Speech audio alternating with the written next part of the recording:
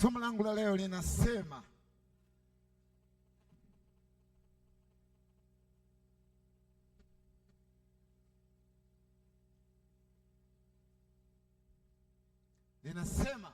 maisha ni vita, maisha ni mapambano. Ndio somo. Maisha ni vita, maisha ni mapambano. Kuokoka sio mwisho wa mapambano. Kuwa mwimbaji sio mwisho wa mapambano. Kujazwa Roho Mtakatifu sio mwisho wa mapambano. Kuombea wagonjwa wakapona sio mwisho wa mapambano. Wokovu ni mapambano. Maisha ni mapambano. Maisha ni vita. Unaweza ukaelewa toka umeokoka hujawahi kupumzika. Kila kuchapo unapambana kifikira, unapambana kiroho, unapambana kimwili. Bwana Yesu asifiwe. Wangapi wanaelewa anachozungumza? Pigie Yesu makofi na vigelegele. Hayo makofi yanaonyesha wengine hawapo kanisani. Pigie Yesu kelele za shangwe, haleluya. Ongeza makofi makubwa na vigelegele kwa Yesu. Weka mikono yako juu, 1 2 3 tu.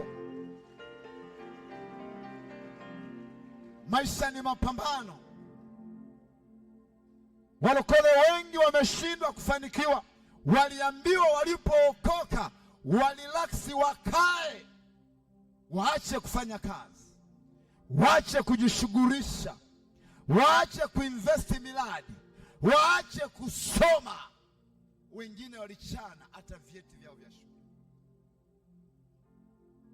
Wengine waliamua kushinda makanisani. Na leo maisha yanawatesa. Kuokoka ni elimu inayokusaidia kuishi maisha mepesi hapa duniani.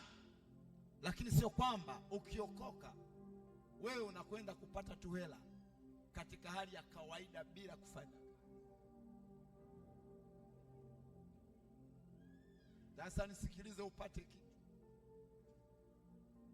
Kanisani ni sehemu pekee ya kuja kuchota maarifa ili ukaya-apply uko unakokwenda.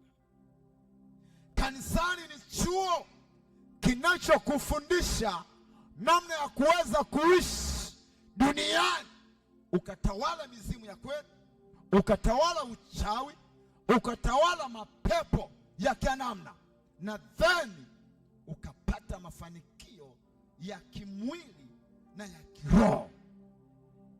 Hiyo elimu unaipata tu ndani ya Kristo ukiwa makanisani. So maisha ni mapambano.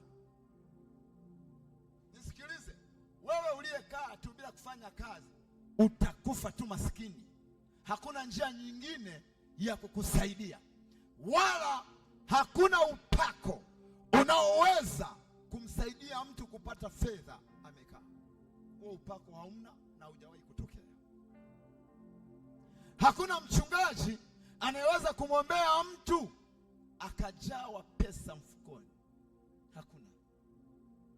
Na nilikufundisha, hii ni kitu ambacho kinaeleweka kabisa kwamba 75% ya madhabahu nyingi tunahubiri uongo.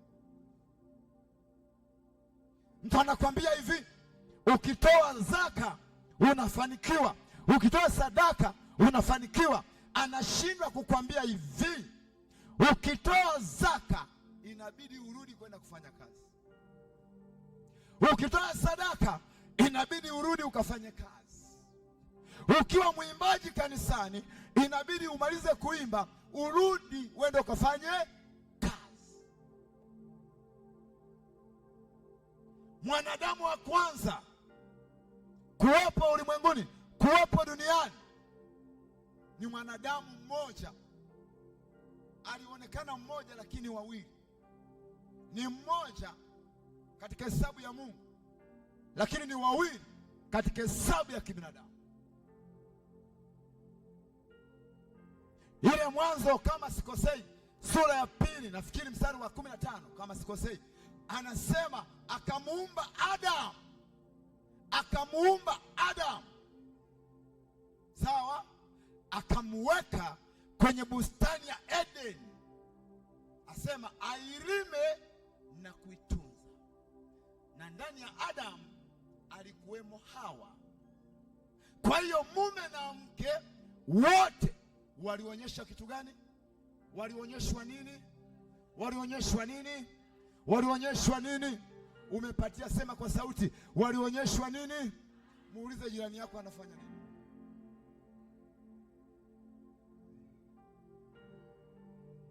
Walionyeshwa kazi. Kwa maana nyingine, Mungu anawaambia hautafanikiwa ukisha ikanyaga dunia, hautafanikiwa bila kufanya kazi, hautafanikiwa. Wewe Elia unavyolia garagara hapa mpaka tunakufunga na matamba yale ya mapepo kwa sababu ya hasira, kosa hela, ukisha nyamaza tu umaskini uko pale pale. Bwana Yesu asifiwe.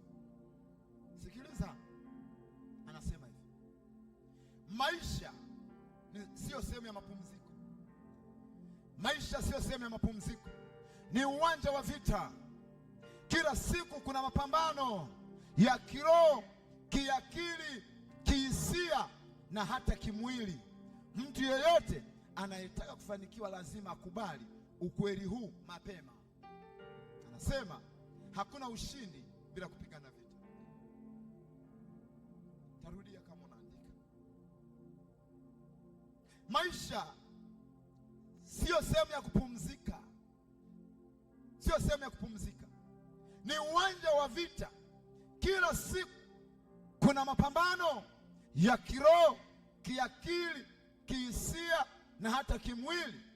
Mtu yeyote anayetaka kufanikiwa lazima akubali ukweli huu mapema. Hakuna ushindi bila kupigana vita. Hakuna ushindi.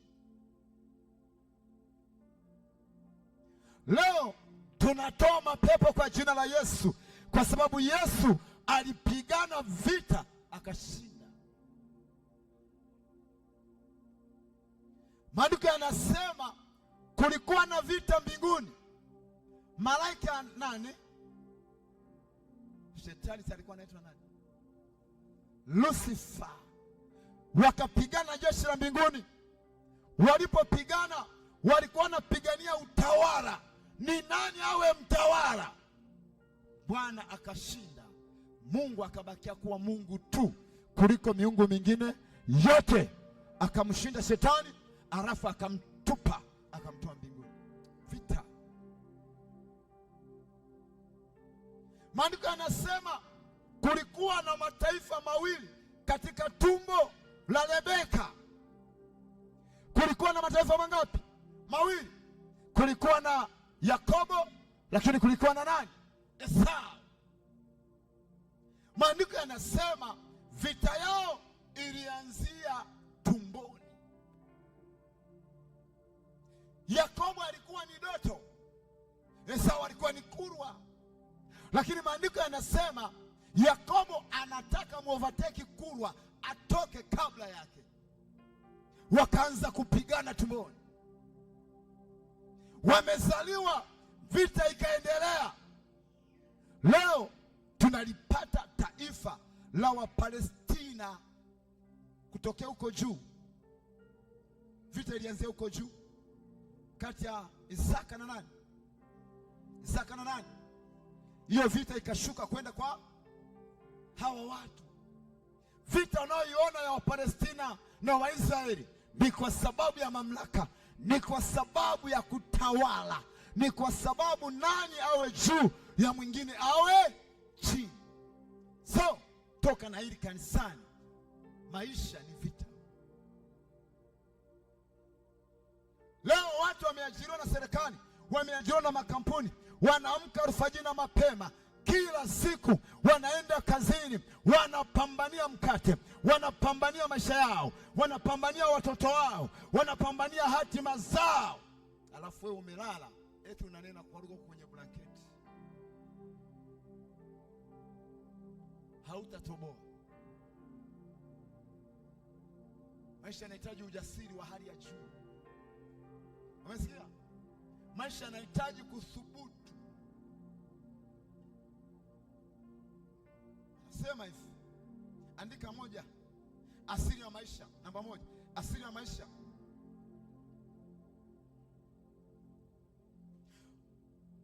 Andika namba moja, andika asili ya maisha, weka vidoti viwili mbele, andika hiki, uwanja wa vita. Biblia inaonyesha wazi kuwa maisha ya mwanadamu yana changamoto nyingi. Hata mtu wa haki hupitia mapambano. Umeelewa? Biblia inaonyesha maisha ya mwanadamu yana changamoto nyingi. Hata mtu mwenye haki hupitia nini? Mapambano. Hii mnajua kuandika notisi kwenu nyinyi?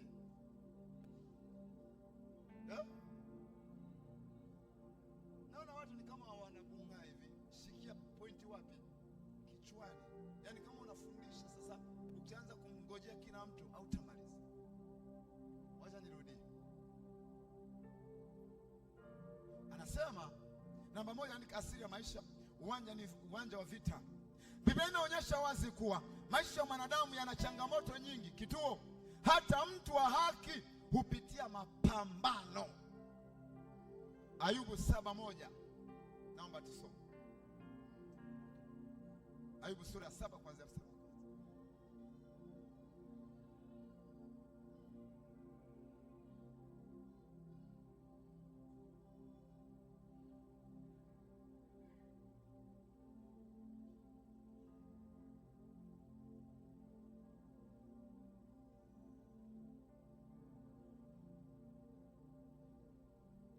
Ayubu 1:7, Biblia inasema, Bwana akamuuliza Shetani, umetoka wapi wewe?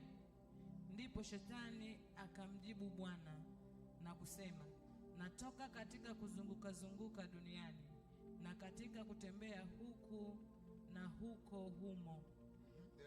Kisha Bwana akamuuliza Shetani, je, umemwangalia huyo mtumishi wangu Ayubu?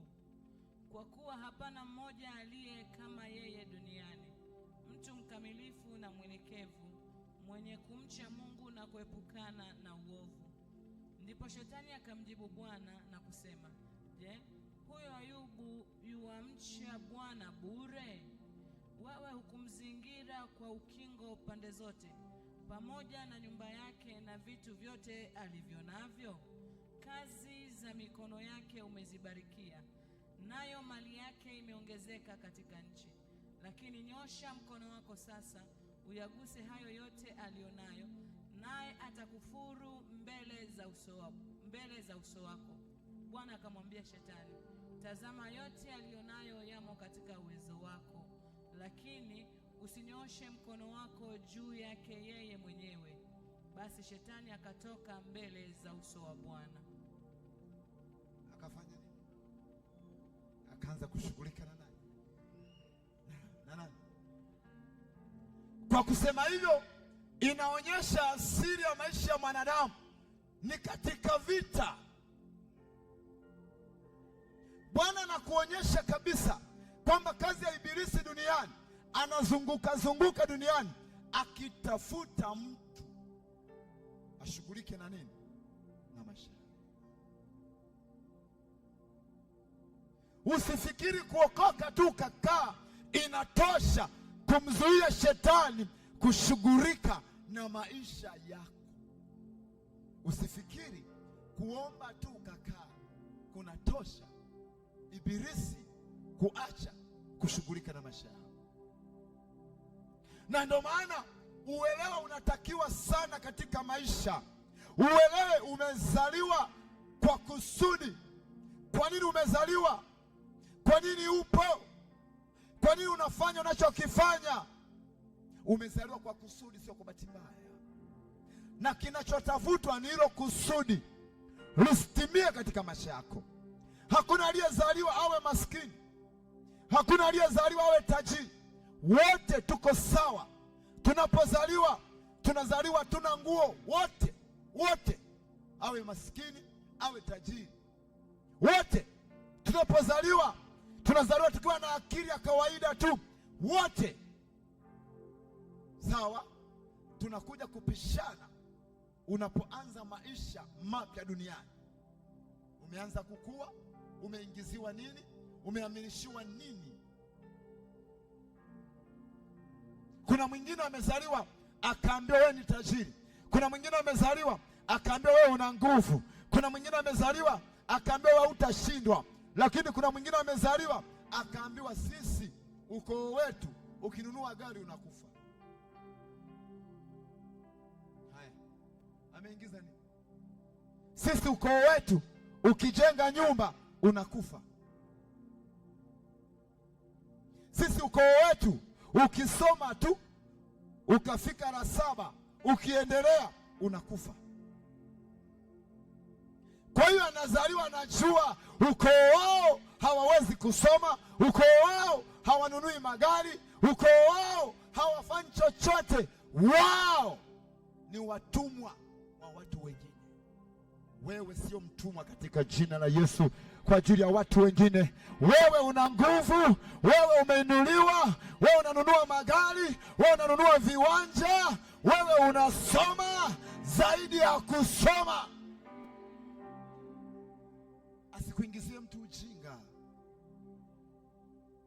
Hayo maisha ni ya kwako.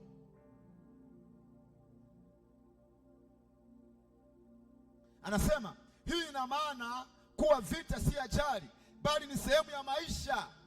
Kwa mujibu wa Ayubu 7:1 anasema hii ina maana kuwa vita sio ajali bali ni sehemu ya maisha. Kuna vita ndani yako katika mawazo, tamaa, hofu.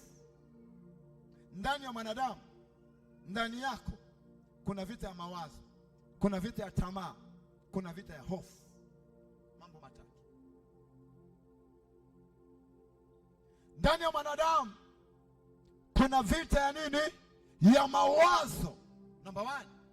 Number 2 anasema kuna vita ya tamaa. Number 3 anasema kuna vita ya nini? Ya hofu. Vita ya mawazo huwa ina power sana na kuharibu hatima za watu katika maisha yao. Yaani anawaza, mawazo yanampinga, anashindana na mawazo, aende kanisani asiende, atoe sadaka asitoe sadaka, yani anapingana. Namba 2, tamaa. Kuna vitu unavitaka, huna namna ya kuvipata, tamaa. Namba 3, hofu. Nikifanya hivi isipotokea sitapata aibu. Kwa hiyo mwanadamu ndani yako kuna mambo makuu matatu. Kuna vita ya mawazo, kuna vita ya tamaa, lakini kuna vita ya nini? Ya hofu. Namna ya kuishi. Kesho yako itakuwa. Ndio maana maandiko yanasema, Yeremia anasema neno usiogope limeandikwa mara 365 katika maandiko. Mwaka mzima una siku 365. Mwaka mrefu una siku 366. Wanasema wataalamu. Na katika research ya wanazuoni wa Biblia wanasema neno usiogope limeandikwa mara 365 katika Biblia. Linamaanisha nini? Kila unapokucha kuna neno linakuambia usiogope, songa mbele. Usiogope, songa mbele. Usiogope, songa mbele mpaka ufike kwenye muujiza wako. Pigie Bwana Yesu makofi kama unabarikiwa. Haleluya. Ongeza makofi na vigeregere kwa Yesu. Pigie tena Yesu makofi na vigeregere. Sikia. Hapa nimesema ndani yako nje yako, andika nje yangu. Nje yako kuna vita ya mazingira, vita ya watu, vita ya hali. Nje kuna vita ya mazingira, vita ya watu, vita ya hali. Uliona mazingira yanakupinga, watu wanakupinga, hali yako, status yako inakupinga. Kwa hiyo mwanadamu kote kote amezingirwa na vita. Ndani kuna vita, nje kuna vita. Nje nimesema mazingira, nimesema watu, nimesema hali. Ni vita ya wapi? Ya nje. Ya ndani uliona tumesema ni nini? Mawazo, tamaa, hofu. Sasa angalia, ndani una vita, nje una vita. Swali jepesi, unaweza kusurvive vipi? Unaweza kushinda vipi?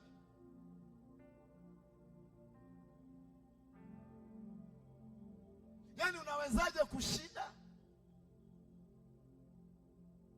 Na hapo ndio inatakiwa sasa uelewa wa nini? Uelewa wa nini? Wa neno.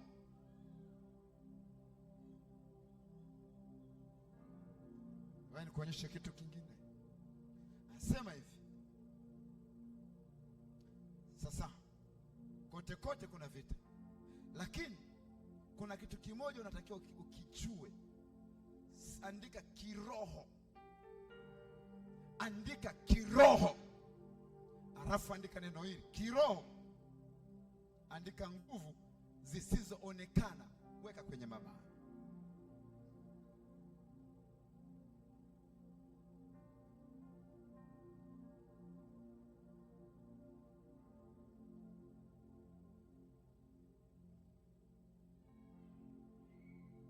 Naona kiroho, nguvu zisizoonekana. Kuna vita vingine ni ya kiroho. Unajua roho amegawanyika sehemu kuu mbili, roho ya ibilisi, roho ya nani? Sasa kuna vita nyingine ya kiroho isiyoonekana, unakutana nayo, unafanya biashara, unajua umepatia, baada ya muda unapata hasara, lakini kilichosababisha hasara hukielewi. Hiyo ni vita ya nini? Ya kiroho. Ulikuwa mzima, watu wanasema tumekuwa na mchungaji leo alikuwa anahubiri, lakini alipotoka madhabahuni kufika ofisini akafa. Vita ya nini hiyo? Vita ya nini hiyo? Ya kiroho. From nowhere unatembea, unashangaa kuna tatizo linatokea, huelewi hiki wala kile, unajikuta umeingia matatani. Hizo ni vita ya nini? Ya kiroho. Sasa umezingirwa maeneo makuu matatu haya. Katika roho kuna vita usiyoiona, katika mwili kuna vita unaiona, ingine iko ndani, ingine iko nje. Mwenzangu, unashindaje? Hapo mtu anakurahisishia wokovu. Wokovu ni rahisi tu. Wokovu sio rahisi, kwa sababu wokovu ni mafanikio. Popote palipo na riziki, popote palipo na mafanikio, pana vita. Popote ambapo kuna riziki, riziki popote ilipo kuna nini? Kuna vita. Sasa wokovu ni mafanikio. Unapookoka umekwenda kwenye mafanikio. Bwana Yesu asifiwe. Bwana atakuconnect na watu, atakuletea watu, biashara yako itaenda, kazi yako itaenda, utainuliwa nafasi yako, utaheshimiwa, atakupaka mafuta, atakupa kibali, magonjwa atakuwa mbali na wewe, hautapoteza hela zako. Kwa hiyo hayo ni mafanikio, na shetani hataki uliraksi katika pendo la Kristo Yesu. Ndio maana unahangaika tu kwa sababu hujajua. Wokovu unahitaji kuelewa. Wale wanaopatia katika wokovu wanapigana vita na wanashinda. Aliyeokoka kaelewa, hajawahi kupigwa na shetani. Hawezi kupigwa na shetani. Ninampenda Daudi. Daudi maandiko anasema amepakwa mafuta mara ngapi? Mara 3, lakini hakwenda ikulu. Akaenda wapi? Akaenda wapi? Naongea na watu wanaosoma Biblia. Akaenda wapi? Akaenda kuchunga. Sikiliza, akaenda kuchunga. Ile mafuta aliyopakwa na Samueli kwa mara ya 3. Samueli, Mungu akamwambia, nenda, nimemkataa nani? Sauli, na kutuma kwenye mji wa Yese, kuna mfalme pale. Samueli anaenda anasema, nitamwambiaje Bwana? Sauli ataniua. Vita ya nini hiyo? Ya madaraka. Ataniua. Bwana akamwambia, mwambie hivi, akikuona mwambie hivi, ninakwenda kutoa nini? Nakwenda kutoa nini? Sadaka, dhabihu. Samueli amefika kwa Yese, anawakuta wakina Eliabu, anawakuta wakina Shama, majitu yaliyokaa vizuri, yaliyonenepa, yenye misuri, alafu mwanajeshi. Alipofika akakaribishwa na Yese, akamwambia, nimetumwa na Bwana kuja hapa kutafuta mfalme. Akaangalia, akainamisha pembe yake ampake Eliabu mafuta yakagoma. Kainamisha kwa nani mwingine? Eliabu na nani mwingine? Mbona mnanichanganya? Niko peke yangu kanisani. Chaba. Sema Shama. Shama. Wakamimina kwa Shama, yakakataa kutoka. Roho Mtakatifu akambonyeza, akamwambia, sikiliza mtumishi wangu, kuna mmoja hapa hajatajwa, yuko kule machungani, waambie wasimame, hawatakaa mpaka amefika. Kuona tu hivyo, Eliabu na Shama akawa ameshajua Daudi ni mfalme. Vita ikaanzia hapa. Vita ikaanzia wapi? Akapelekewa taarifa, Daudi akaja. Alipofika, Samueli anaweka mafuta hivi, yakatiririka, akapakwa mtumishi wa Bwana, akapakwa. Kuanzia siku hiyo hiyo jina la Daudi likapiki, likawa juu. Biblia inasema walipokwenda vitani, kaka zake, wakati ametumwa kupeleka chakula, amefika tu hivi, kaka yake mkubwa Eliabu anamgombeza, anamwambia, ninakijua kiburi chako, umekuja kufanya nini huko? Vita ya mamlaka. Ndogo wake anamwambia, sasa nimefanya nini? Mimi nimekuletea chakula jeshini. Akaachana naye, akaenda kwa mtu mwingine. Jamaa huyu anayetukana, huyu anayetukana jeshi la Mungu, huyu atakayemuua atapata nini? Jamaa akamweleza, sio atapewa mke na mfalme, ataoa kwa mfalme, atalipiwa madeni. Akaona madeni ni dili, wote hapo tunadaiwa na taifa, deni na taifa wote. Akasema hii ni dili. Akaenda kwa Sauli, akamwambia naenda kumuua Goliathi. Sauli akamwangalia, kadogo tu, kekundu, maandiko yanasema sio kazoefu, katoto. Akasema yule ni mzoefu wa vita. Akamwambia, chukua mavazi yangu haya. Daudi akavaa. Akawaza, huyu alikuwa anavaa ya mavazi, alipokuwa akienda anapigwa, ananipa mimi nikapigwa. Akakataa, akasema mimi naenda. Akasema naenda kwa jina la Bwana wa majeshi.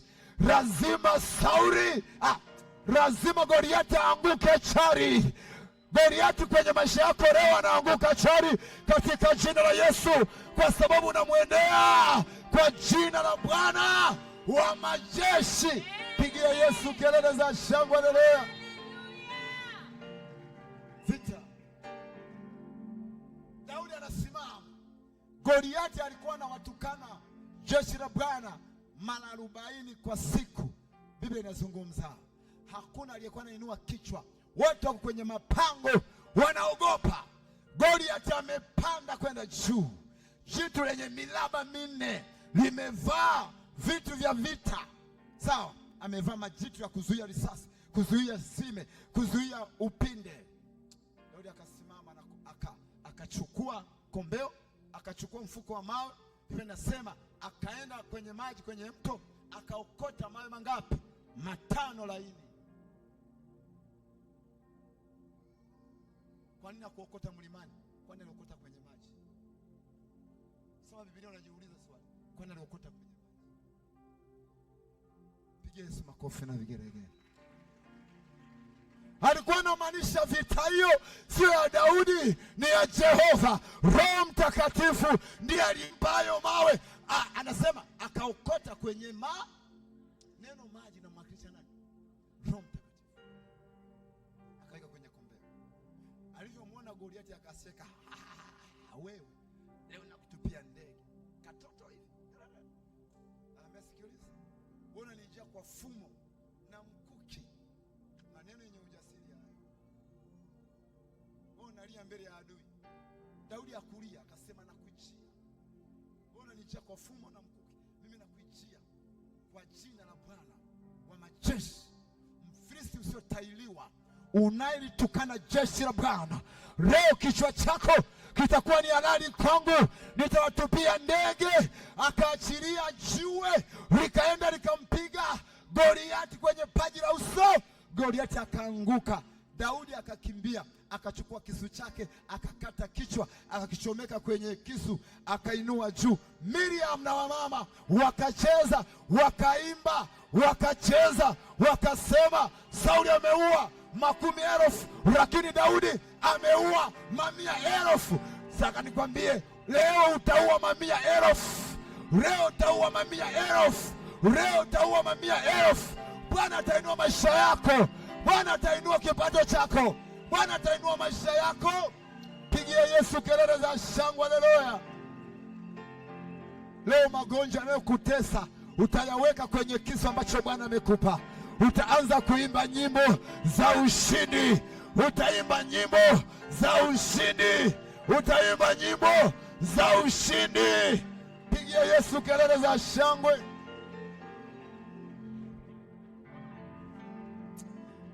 Kuokoka ni raha ukijua. Pambana. Hakuna aliyepata maisha duniani mguu pande mguu sawa. Samia akaja akaweka nyota hapa. Misota. Danieli anaambiwa hivi, usiombe. Akasema naomba. Na Danieli alikuwa ni mkuu wa wilaya. Usiombe. Anasema naomba. Akaingia ndani ya nyumba, akafungua madirisha yote kuelekea Yerusalemu, kuwazimbisha wale walienda kumchongea. Wakaja wakamkamata, wakamrusha kwenye tundu la simba. Kulikuwa na maeneo wameyatenga ya kutesea watu, wanaoweka simba mle awali. Ukileta shida wanakutupa mle, simba anakulalua vipande vipande. Nampenda Mungu wangu. Sona alivyotupa Danieli kwenye lile tundu la simba, maandiko yanasema Mungu akatangulia akafunga makano ya simba.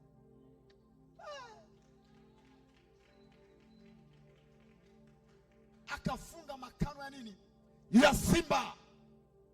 Kuna wakati watu wanakuchukia bila sababu, kwa sababu tu umewekeza kwa Mungu wako. Wanakusengenya bila sababu, wanakusema bila sababu. Sikiliza, kuna maombi ya kufunga makanwa ya watesi wako. Kuna wakati unafunga yale makanwa, wanakuwa mabubu. Watakapoanza ulimi unagoma kuzungumza. Wewe unajijua, wewe umechaguliwa na Mungu, wewe ni mwana wa Mungu. Hivi ukizaliwa na Mungu na mashaka gani? Wewe ni mwana wa Mungu. Fanya kazi kama mwana wa Mungu.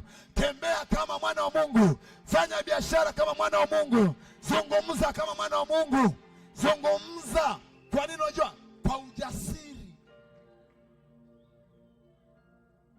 Sio naitwa sehemu unaongea lugha za uoga. Muoga anajulikana. Muoga anasimamaje mbele za watu?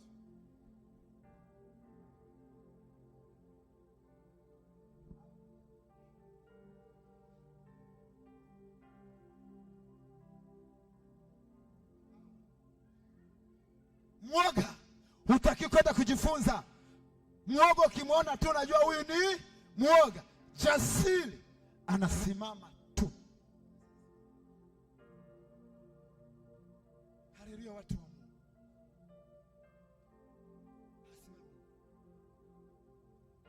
Nakufundisha, asimame hivi. Asimame hivi.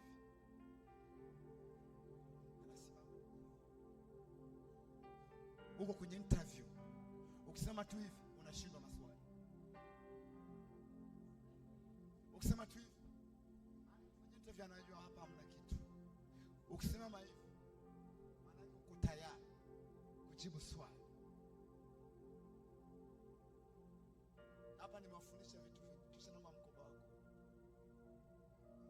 Ni somo lingine kina kudumbukizia na hichi. Mama, unapokuwa na mkoba huruhusiwi kiproto unajibebea tu mkoba kwa sababu uelewe. Unaruhusiwa kuweka hapa, unaruhusiwa kushika hivi.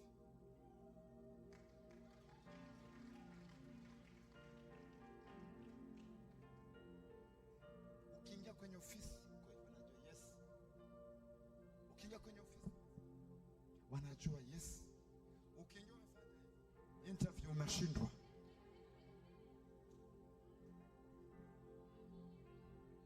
Ndio maana huruhusiwi kuwa na mkoba zaidi ya huu. Yani kwanza kilo ngapi kushuka chini.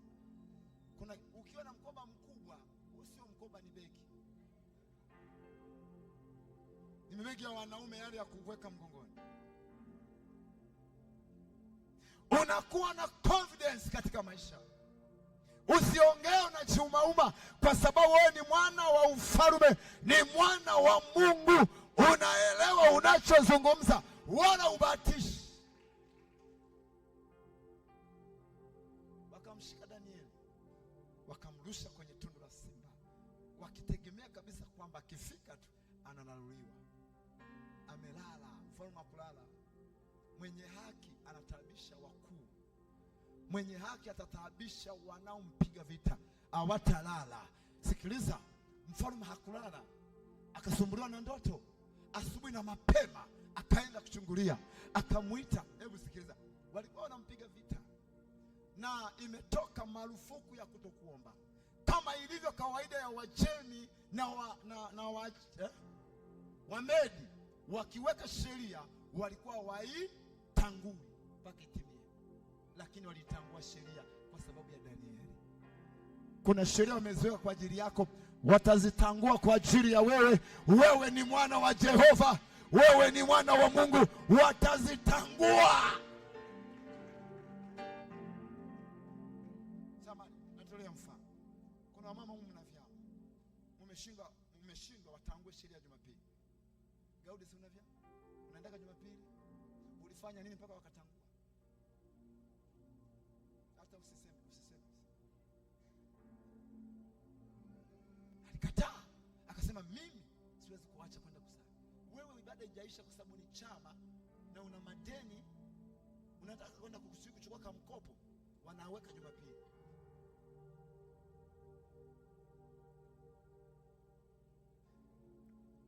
Danieli, mfalme anasema mtumishi wa Mungu aliye juu, uko salama? Danieli akasema niko salama kwa sababu Bwana wangu mimi sina makosa. Waliponitumbukiza humo, Mungu wangu akafunga makano ya simba, kwa hiyo niko salama. Pigie Bwana Yesu makofi na vigelegele. Ndio maana wanaimba hivi, utabaki kuwa Mungu, utabaki kuwa Mungu, utabaki kuwa Mungu. Jehova Shama, utabaki wewe,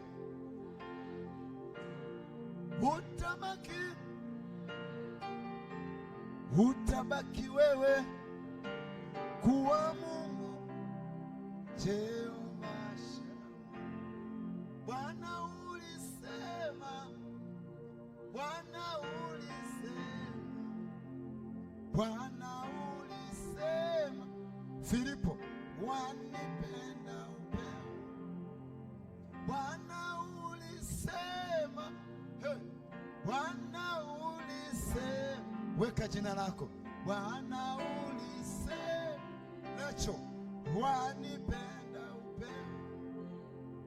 Wanadamu kitu gani zaidi yako wewe Bwana? Utabaki kuwa Mungu.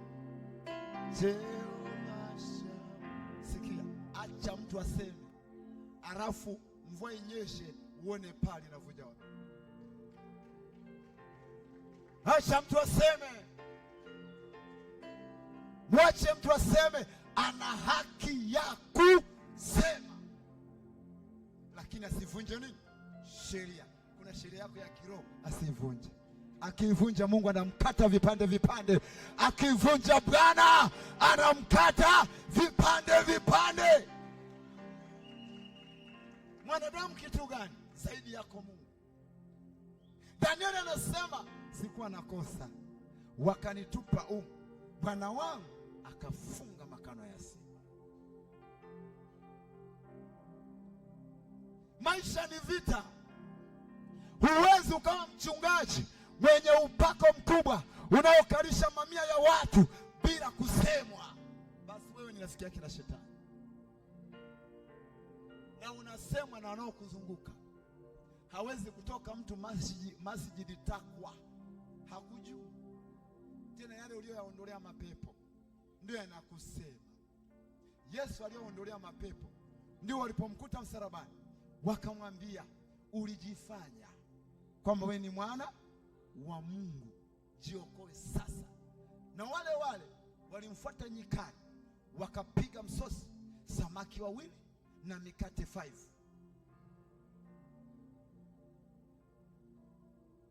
Wakaenda tena siku nyingine, wakaja, Yesu akawashtukia akasema, leo sifanyi muujiza, maana hamjaja kwa ajili ya neno, ni kwa sababu ya pilau ya juice.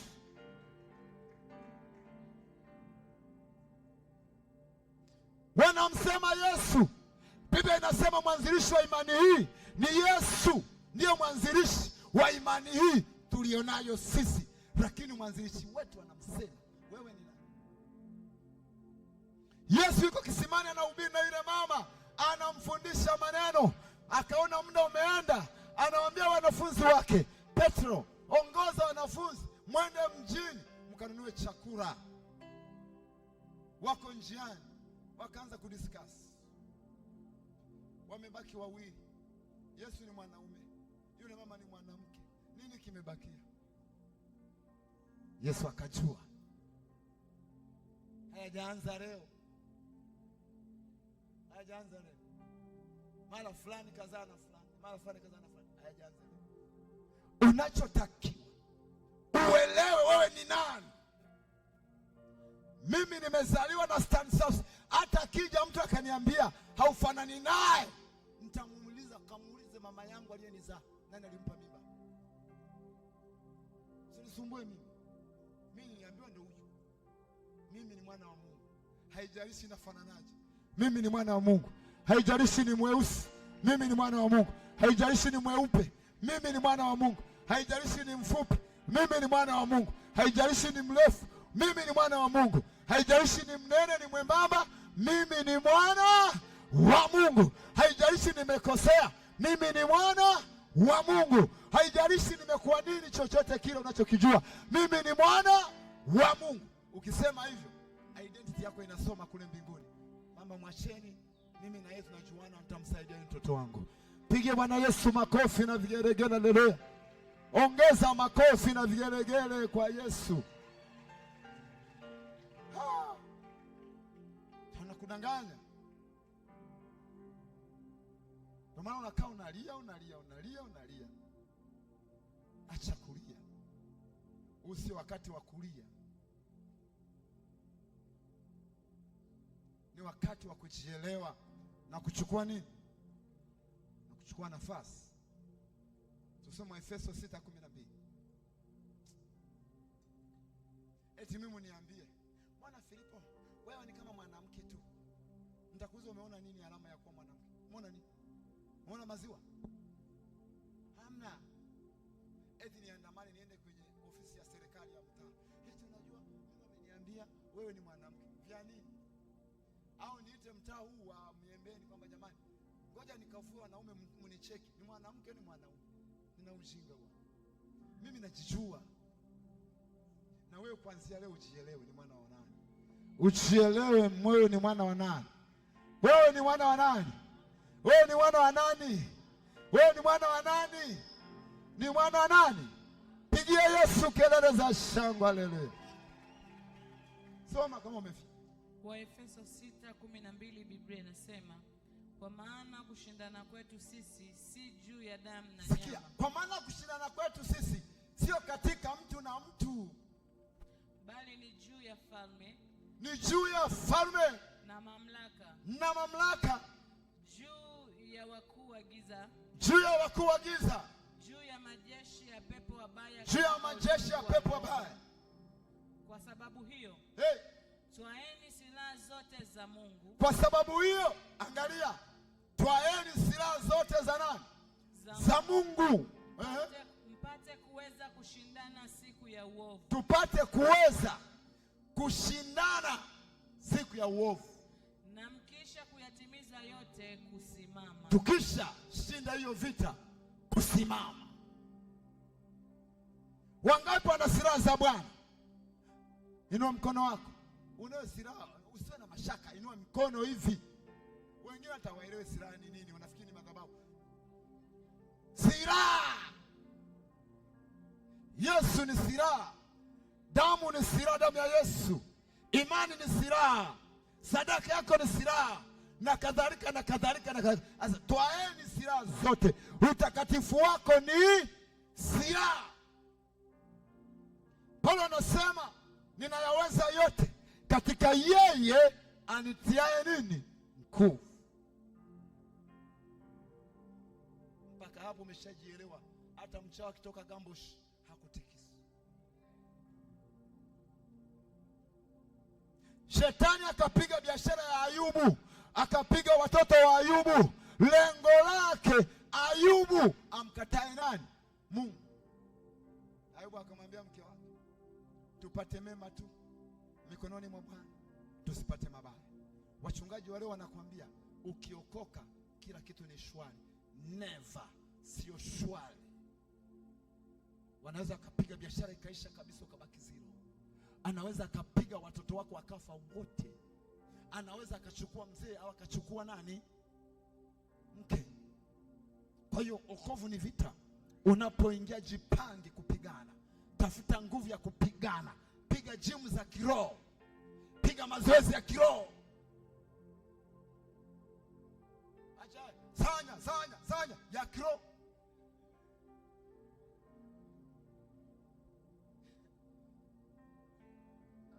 Sanya mwili. Ya kiroho.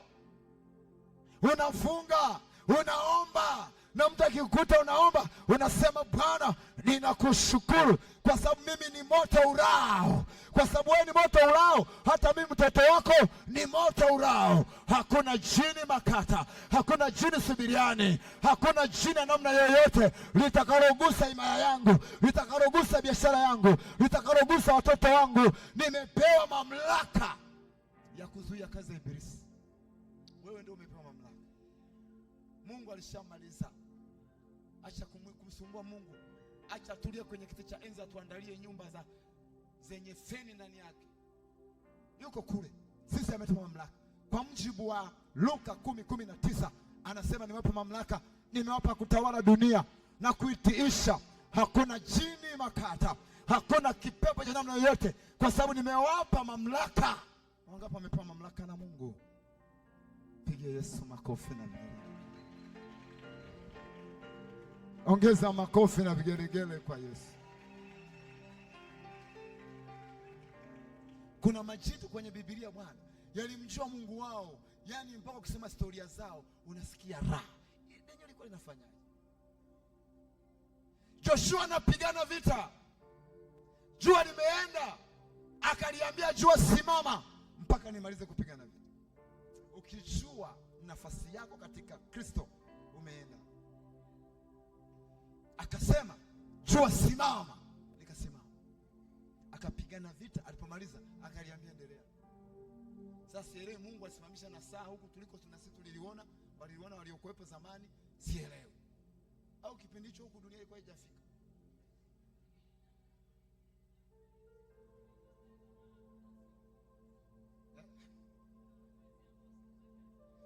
Kamili. Akasema simama, ana mamlaka, ana nguvu. Ukijua elimu ya rohoni, ukijua elimu ya kiroho, itakusaidia kufanya kazi, itakusaidia kufanya biashara, itakusaidia kupata ushindi, itakusaidia kuishi duniani, itakusaidia. Kuna wakati unaweza kuwa unatembea ndani, unasikia kwamba unamwona huyo sio mtu, kaa naye mbali. Wewe unafikiri unaona nao wote ni watu. Nilikuwa naangalia mchezo fulani kwenye TV, kwenye michezo ya sisi, nafikiri wa Nigeria. Kijana mmoja ameshika mkono binti, lakini hiyo binti katika macho ya damu na nyama ni mtu, lakini katika macho ya roho ni skeleton la mtu kashikilia. Unaona? Na ndivyo hivyo katika maisha haya. Kuna mapepo yamevaa sura za watu, yapo duniani, yanafanya kazi. Ndio maana mkono wako lazima uwe na nguvu za Mungu. Akikushika apigwe shot. Unataka kuoa, unaweza kuoa jini, kwa sababu majini yote yana vigodoro.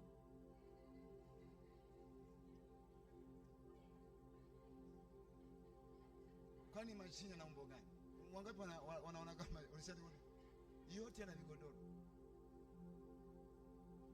Majini yote yanajifanya na shape, yana vigodoro. Kwa hiyo unaona mtu kama ni mtu, kumbe ni jini. Umeona binti anawaka hivi, unaenda unashika jini. Ndio maana usioe kwa mtazamo wa nje, uoe kwa mtazamo wa ndani. Hata kama unatafuta mwanamke mzuri, kwa mtazamo wa ndani. Naweza kulala kitandani na unavyokoroma hivi, ukaamka ukakuta mzinga wa chatu unapita wapi? Mlango uoni, ni kama hapa. Unamwita mke wako hayupo, pepo chatu, alafu akufanyia hivi.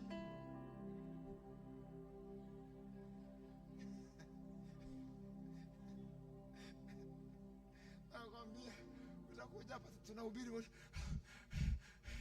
umekuaje? Nitatoa ushuhuda baadaye. Kaona chatu. Maisha ni vita. Changamoto ni nyingi. Changamoto kwenye uchumi, changamoto kwenye ndoa, changamoto kwenye biashara, changamoto kwenye kazi. Maisha ni vita, yanamhitaji mtu peke yake aliyejisacrifice, aliyejitoa muhanga. Unaomba, unachukua hatua.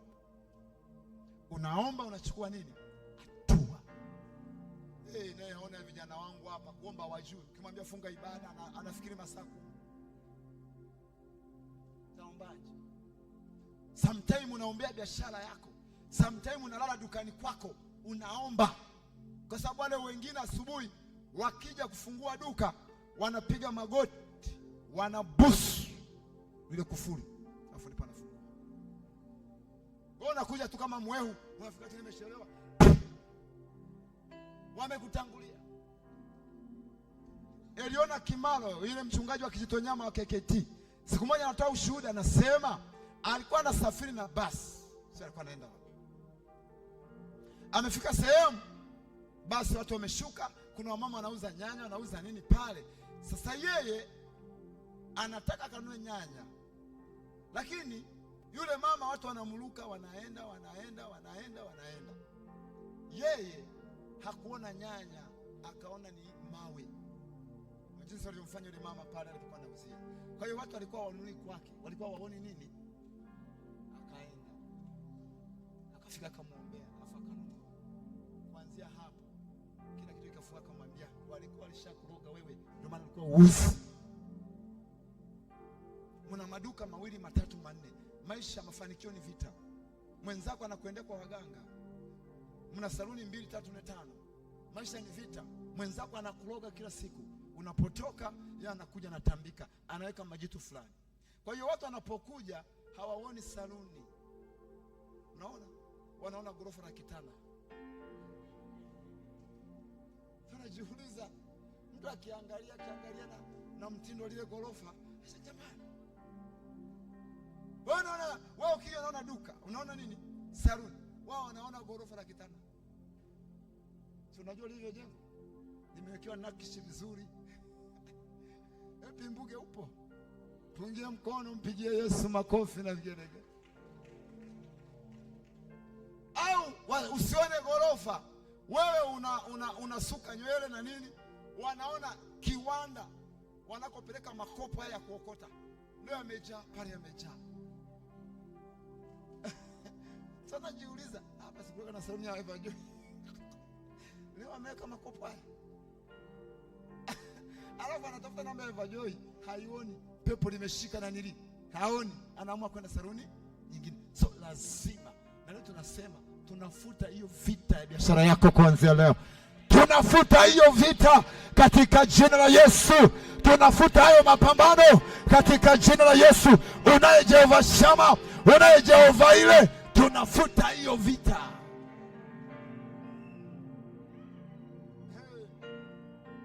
Eti malokole anafikiri Mungu anakaa kwenye majengo.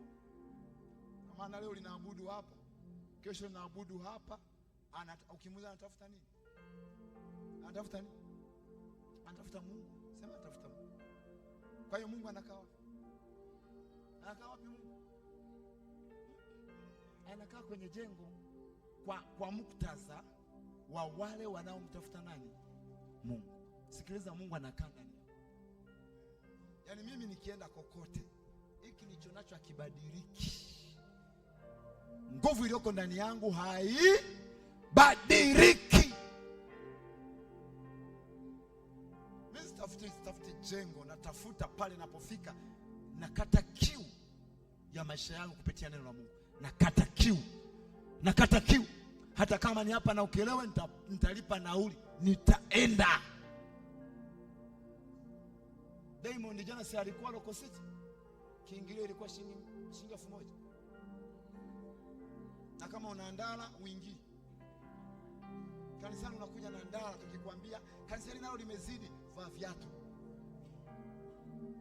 Ukivaa vizuri unamwambia shetani naelekea kwenye mafanikio.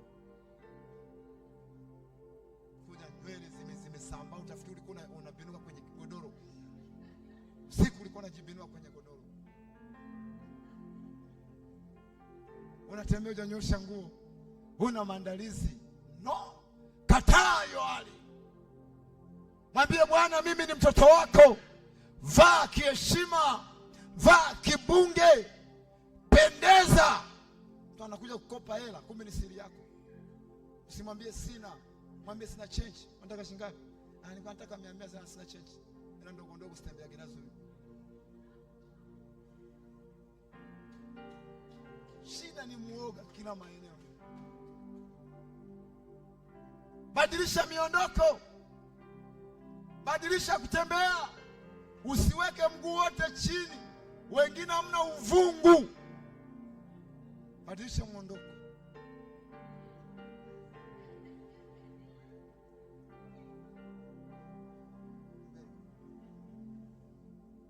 Nakwambia tunaenda kule Dodoma.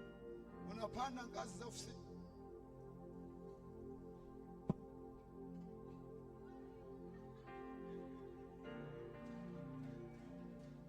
Wewe tembea kama bata. yaani unatafasiri watu kwamba wewe una shida sana. Sawa, usijionyeshe kwa watu kama wewe ni mwenye shida sana. Unaweza usiwe na suti, lakini ukawa na shati la mtumba, umelifua, umelinyoosha, limekaa vizuri, ukachomekea. Wengine mna miili tu ya shukrani, unachomekea, unapendeza. Kwa mwanaume uchomekee shati kwa sababu tu umeshaoa. Unyoi ndevu, mvi zimejaa tabia ya ndevu. Kila siku asubuhi lazima upitishe wembe. Ndevu zinakuwa kuliko kitu chochote duniani. Marehemu akifa asubuhi amenyoa ndevu, akamzika kesho utakuta zimejaa. Ndevu zinakuwa. Hauhitaji gharama, nunua utopazi tu, wembe na mashine ya kawaida. Weka sabuni kwenye kidevu chako, ukiingia bafuni tengeneza kidevu chako. Sasa unafikiri tukiona mvi zako ndio tunajua sasa wewe, nafikiri umekaribia kufanikiwa.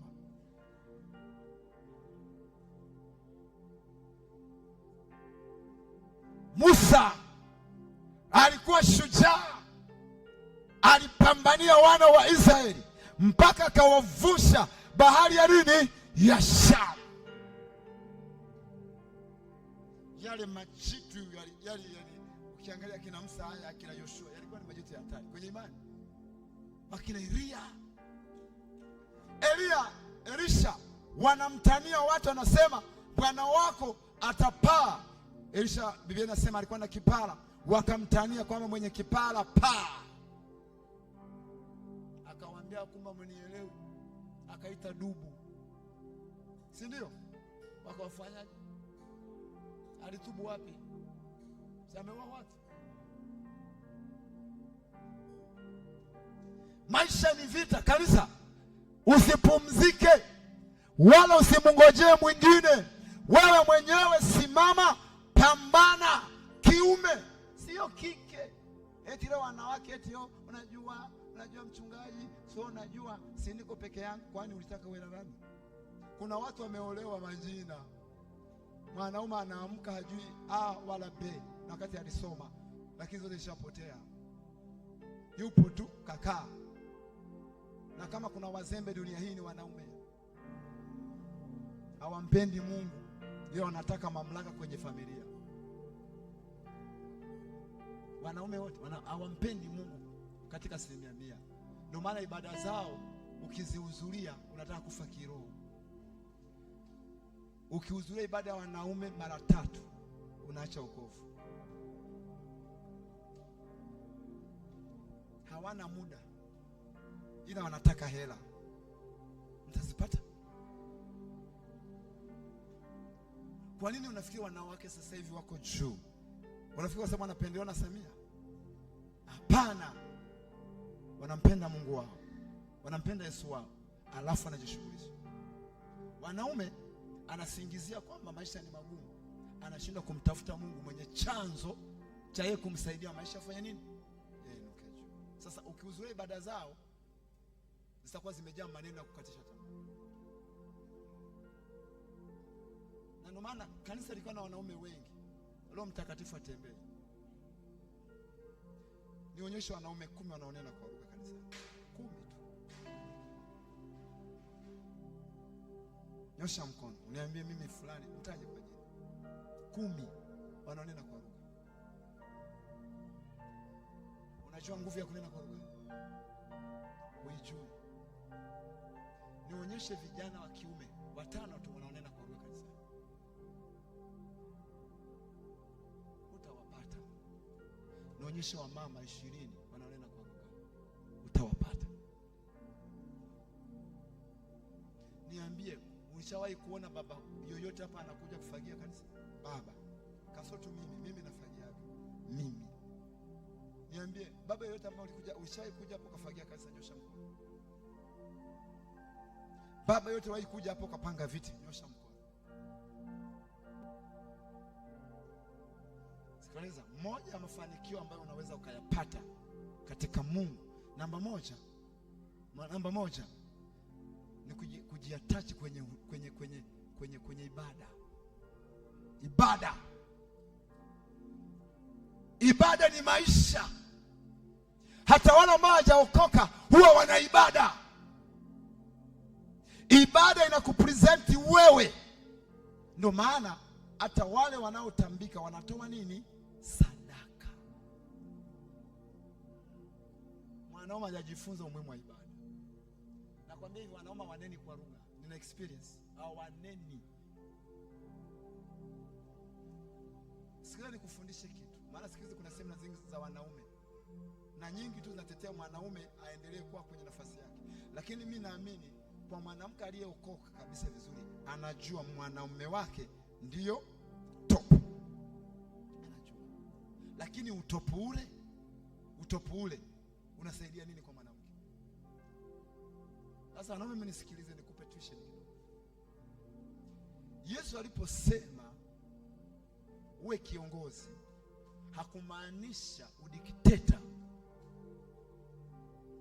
Hakumaanisha umburuze mke akisema tu kwamba staki. Sasa baba fulani, hiyo TV unapeleka wapi? Staki, naenda kuuza, si ni ya kwangu. Ndio Mungu alivyosema hivyo. Ndio Mungu alivyosema. Naomba tusimame. Tubini mmesimama. Simama. Piga makofi na vigelegele. Ni kweli usiopingika kwamba kiongozi wa familia ni mwanaume. Anaongoza nini? Swali ni kwa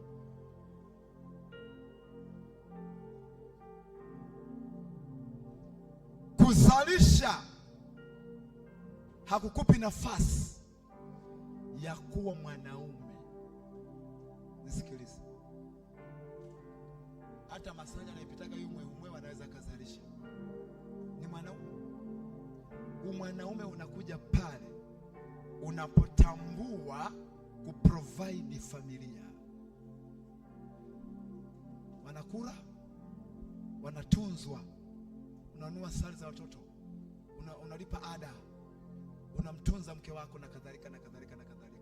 Hapo ndipo neno la mwanamume linapata nini?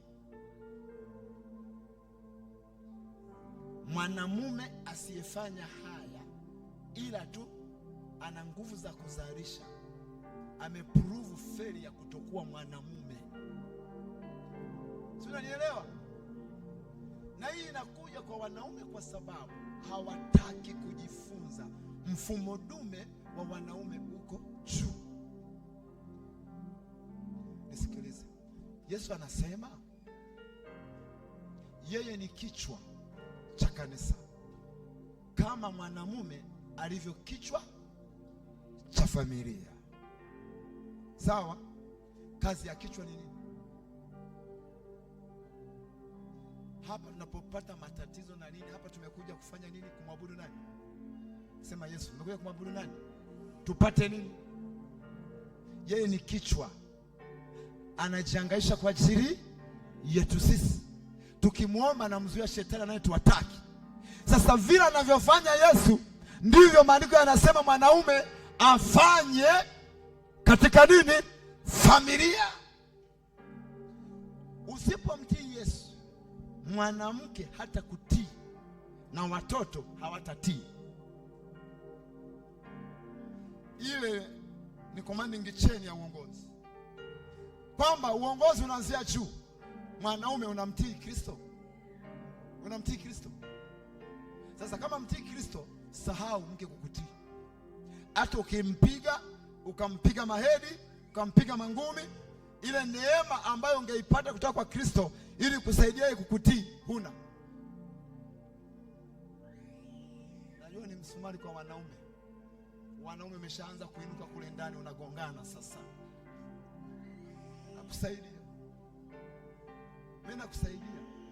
Yaani sisemi hivi ili mke wako afanye nini? Akudharau. Na kufundisha upate wepesi wa kumsaidia nani? Mke wako. Pigie Bwana Yesu makofi na Ongeza makofi na vigeregere kwa Bwana Yesu. Nimalize kwa kusema lazima kupambana ili upate unachotaka. Pambania unachokitaka ili ukipate. Mama Mkanaani akapambana mpaka akapata kitu kwa nani? Kwa Yesu. Yesu anasema mimi sikuja kwa ajili ya nini? Kwa ajili ya nini? Kwa ajili ya nini? Kwa ajili ya nini? Mwenye majumba tena.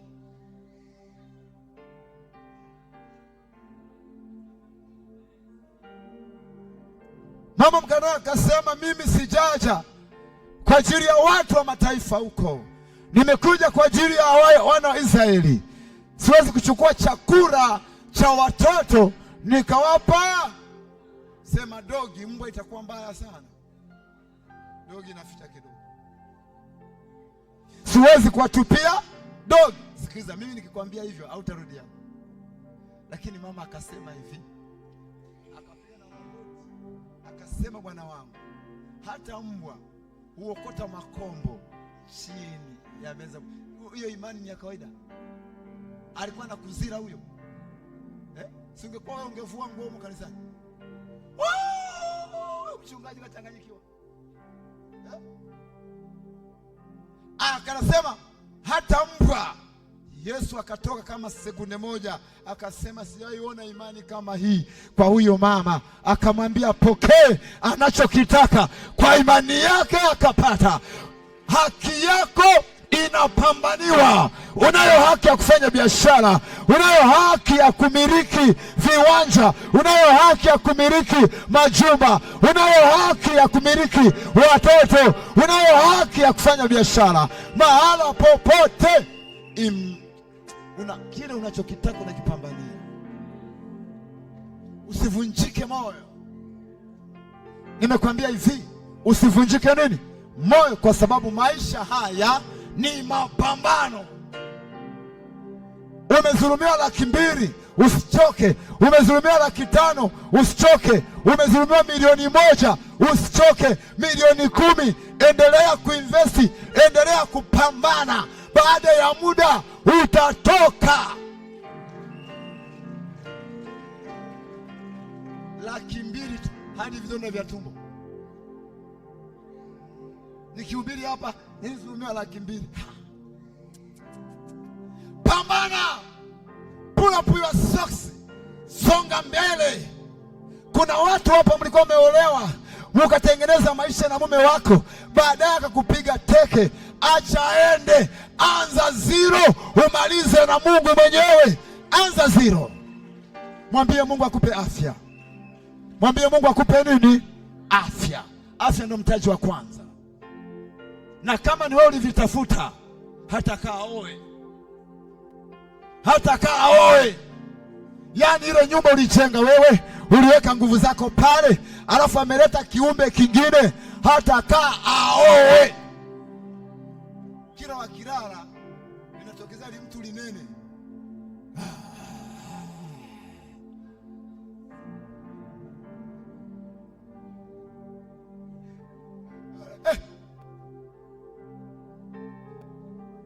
Umeweka nguvu zako, umeweka mali zako, umeweka ubunifu wako. Ulikuwa unamwambia mume wako apate pesa, alafu amepata, amekupiga teke.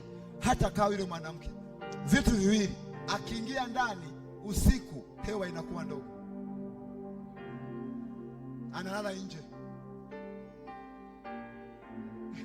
Akilala nje siku ya kwanza ya pili, wanaenda kwa waganga, wanamwacha. Kama wameokoka wanamwacha Yesu.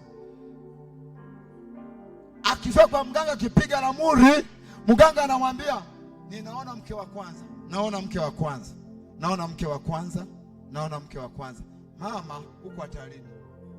Siwezi kusema chochote, uko hatarini.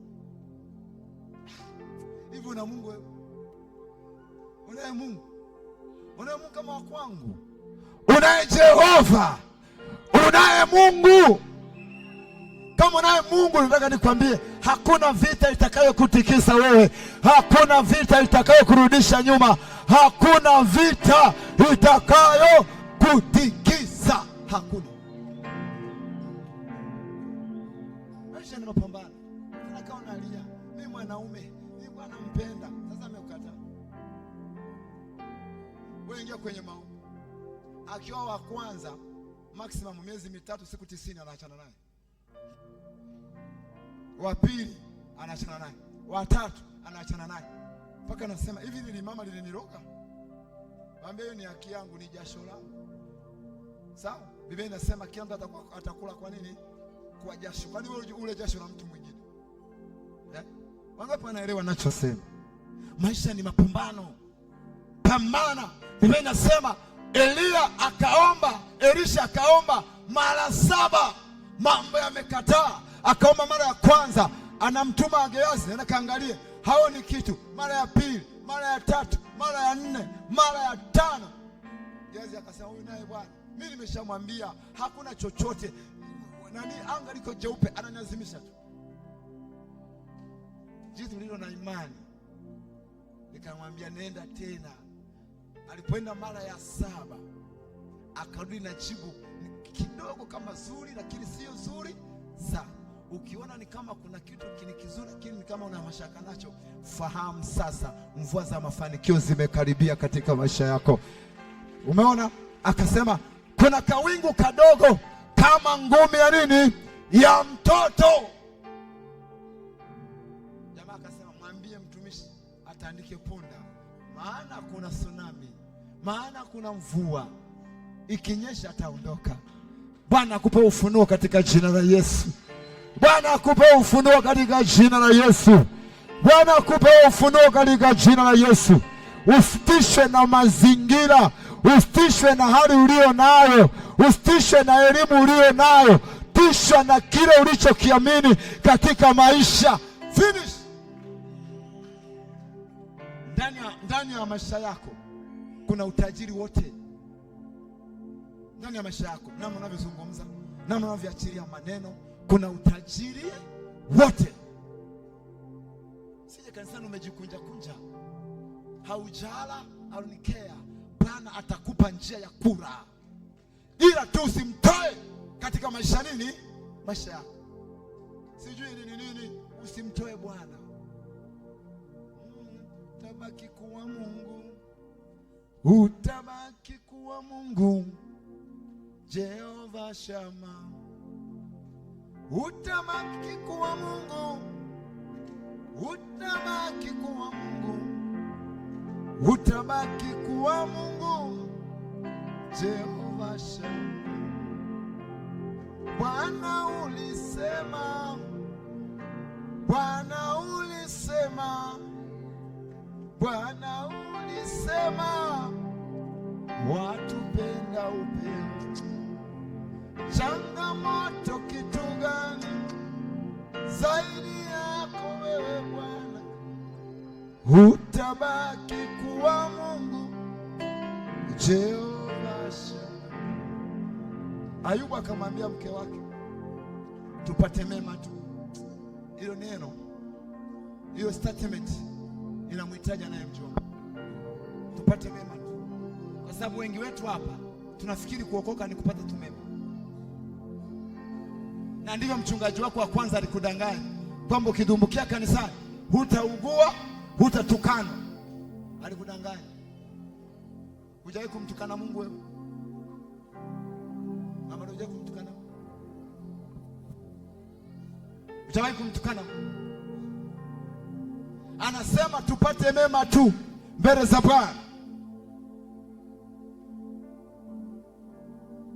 Nakuuliza swali, hujawahi kusikia hicho? Jana tuliwahi kusikia. Anasema yani wewe tukiwa kwenye mikono ya Mungu kuna chochote chaweza kutokea, lakini tukiwa kwenye mikono ya nani? Ya Mungu. Daniel anasema hata kama yeye mfalme hautafanya nini?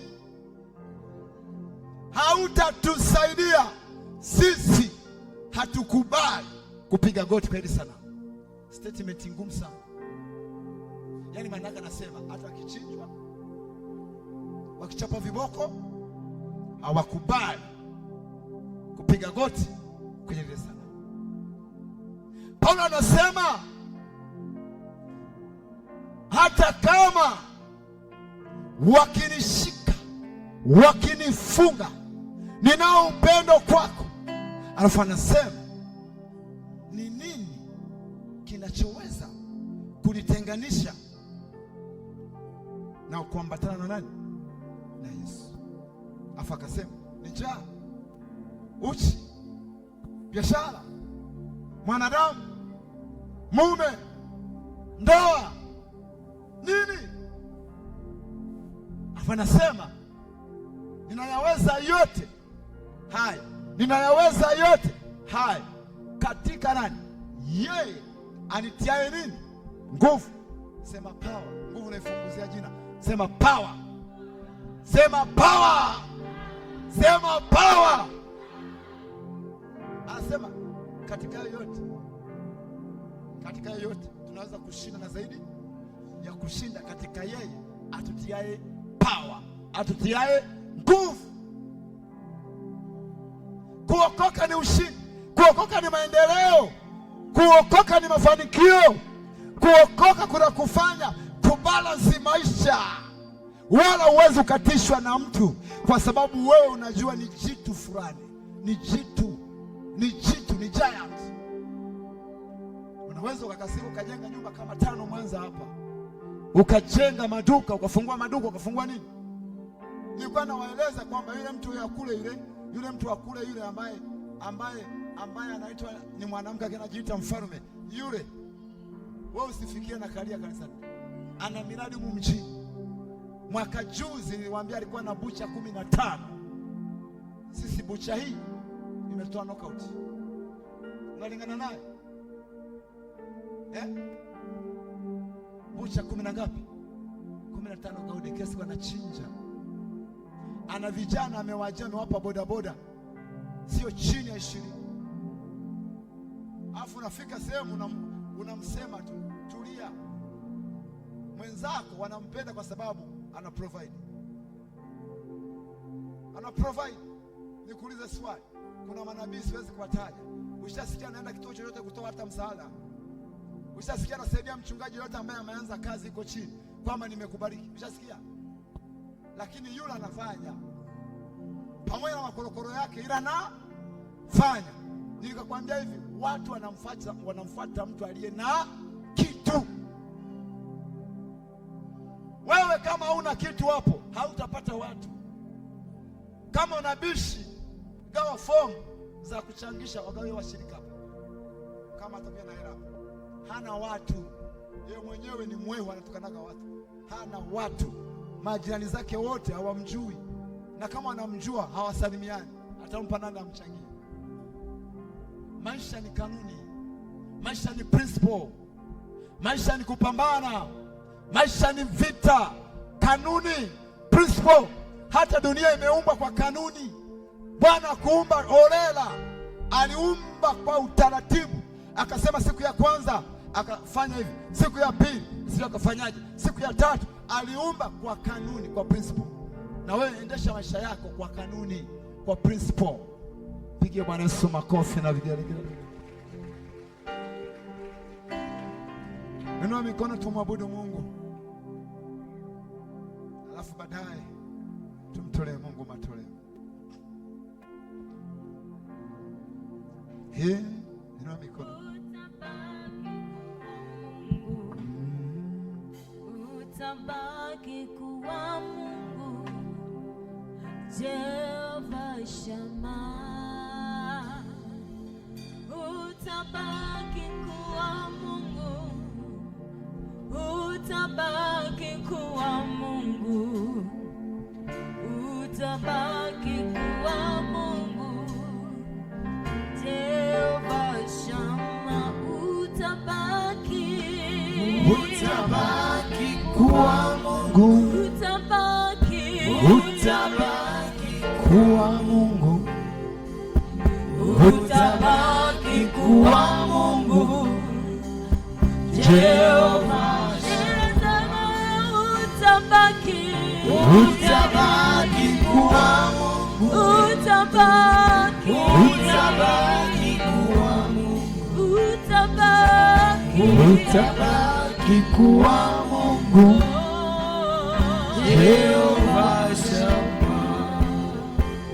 Oh, utabaki kuwa Mungu, utabaki kuwa Mungu, utabaki kuwa Mungu, Jehova Shammah. Utabaki kuwa Mungu, utabaki kuwa Mungu, utabaki kuwa Mungu, Jehova Shammah. Utabaki kuwa Mungu, utabaki kuwa Mungu, utabaki kuwa Mungu, ninasema utabaki kuwa Mungu, utabaki kuwa Mungu, utabaki kuwa Mungu, Jehova Shammah. Inua mikono yako, rudia maneno haya kutoka ndani ya moyo. Sema, Bwana Yesu, mimi nakupenda, nahitaji unisaidie. Ninajua nina vita ndani, nina vita nje, lakini bado na vita ya kiroho.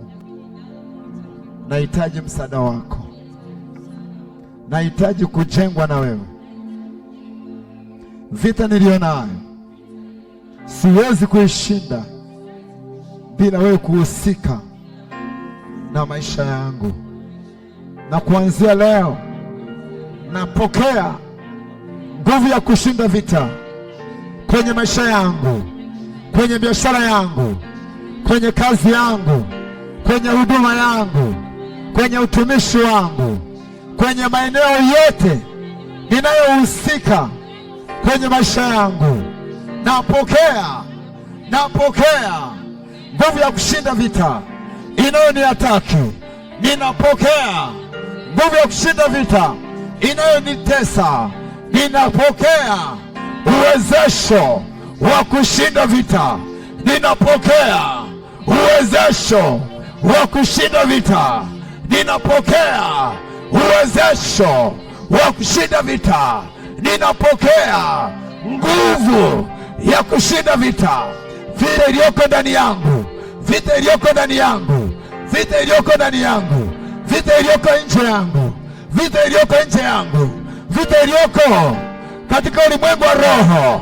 Kila vita inayoweza kuinuka katika maisha yangu, ninapokea leo power, power, power, power, power ya kuniwezesha kushinda vita, ya kuniwezesha kushinda vita, ya kuniwezesha kushinda vita.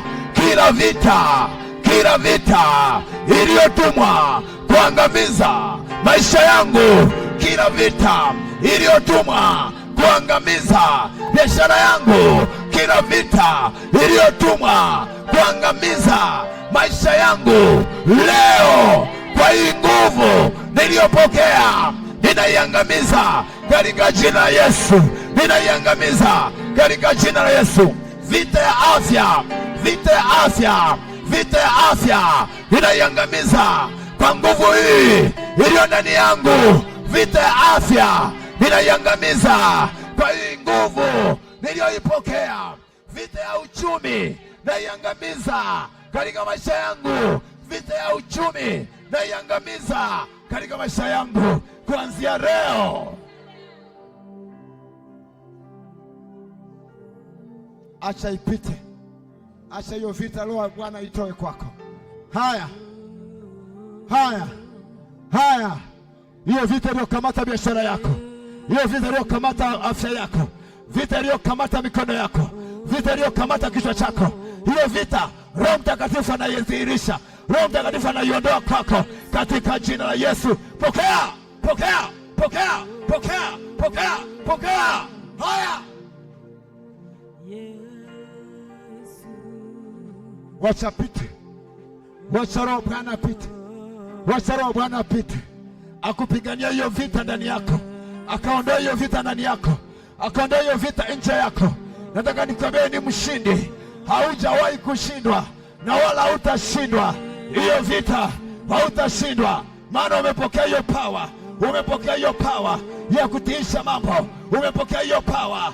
Pokea hiyo power, pokea hiyo power, pokea hiyo power kwenye mikono yako. Pokea, pokea, pokea, pokea, pokea, pokea, pokea, pokea, pokea kwenye hiyo mikono. Pokea.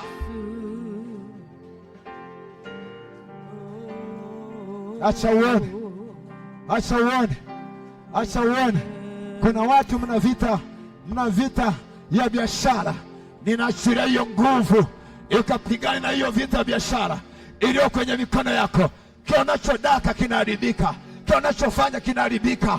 Ninaachilia hiyo neema ya kupigana na hiyo vita juu ya mikono yako. Pokea, pokea, pokea, pokea.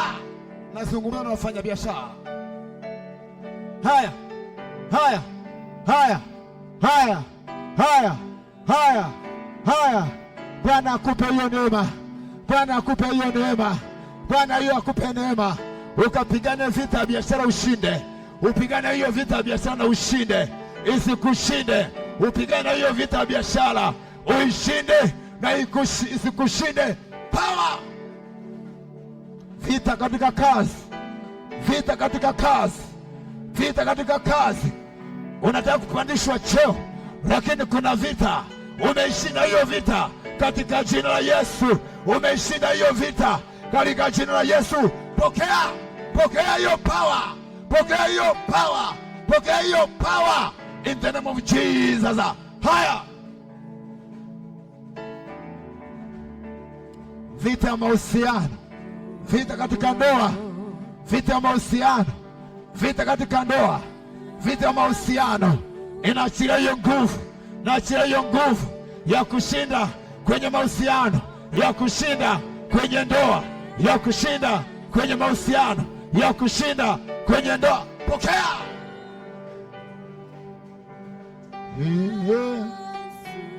Yakasaya to rikakasaya ntoriwo yakasaya. Nafuta vita yote, nafuta vita yote juu ya maisha yako. Ninafuta vita yote, haudai chochote na ibilisi. Ninafuta vita yote, ninaifuta hiyo vita kwa nguvu za jina la Yesu. Ninafuta hiyo vita. Pokea. Yakasaya rikandorobo rikasaya ntorobo ryandaraba koramasia yakasaya ntorobo yakandaraba ritarabashaya rikakakasaya. Bwana akupe neema, Bwana akupe neema. Bwana aweke nguvu kwenye mikono yako ya kupigana vita ukashinda. Hautashindwa tena leo, hautashindwa tena, hautashindwa tena. Vita ya biashara umeishinda, vita ya kazi umeishinda, vita ya biashara umeishinda, vita ya kazi umeishinda, vita katika ndoa umeshinda, vita ya huduma umeshinda, umeshinda, umeshinda, umeshinda, umeshinda, umeshinda, umeshinda, umeshinda, umeshinda, umeshinda, umeshinda. Vita ya magonjwa umeshinda.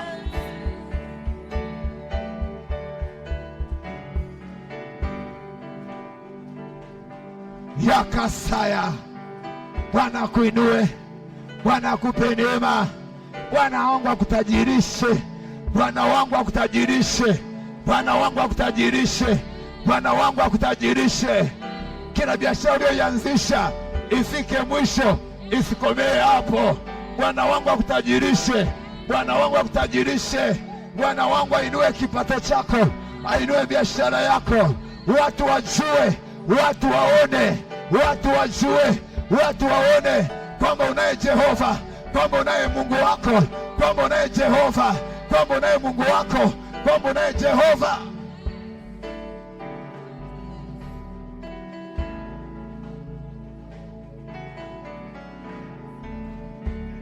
Haleluya. Asante Mungu wangu. Pokea sifa zako, pokea utukufu wako, pokea sifa zako, pokea utukufu wako, pokea sifa zako, pokea utukufu wako Bwana. Wainue watu wako kwa dakika 5. Nyamaza kimya. Wewe ni mkuu. Yesu anakupenda. Najua unapita kwenye mgogoro wa uchumi, lakini Mungu hajakuacha. Umepewa nguvu ya kushinda vita. Utaishinda vita, utaishinda vita. Hiyo ndio ametupa kwenye madhabahu hii. Hatujawahi kupigana vita kama madhabahu hii tukashindwa. Utashinda vita, utashindwa vita. Mradi ulioanza hautakomea katikati. Jua kuna vita, lakini hiyo vita unaishinda. Kile ulichokianzisha kitafika mwisho, kitafika mwisho, kitafika mwisho, kitafika mwisho, kitafika mwisho, kitafika mwisho. Wana wa Israeli hawakukomea nje. Walipofika kwenye bahari ya Shamu, hawakushindwa kuingia Kanaani. Vita ilikuwa ni kubwa, lakini waliingia Kanaani. Na mimi nataka nikueleze, Kanaani yako ni kwenye mafanikio yako. Kanaani yako ni kwenye mafanikio yako.